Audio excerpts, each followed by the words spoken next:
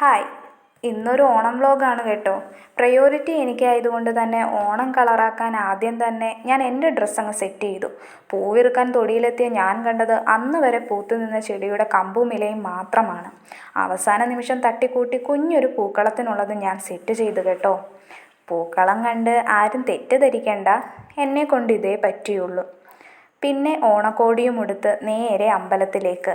അവിടുത്തെ മനോഹരമായ പൂക്കളവും കണ്ട് വീട്ടിലെത്തി അമ്മയെ സഹായിച്ച് ഞങ്ങൾ 4 പേരും ഓണസദ്യ കഴിക്കാനായിട്ടിരുന്നു. ഇപ്പോൾ നിങ്ങൾ കരുതും ഈ 5-ാമത്തെ ഇല ആർക്കാണെന്നല്ലേ? അതിവിടുത്തെ ഓമനകൾക്കാണ്. അവർ ആസ്വദിച്ച് ആഹാരം കഴിക്കുന്നത് നോക്കിയേ, നല്ല ഭംഗിയില്ലേ കാണാൻ? ആഹാ, എന്ത് രസം!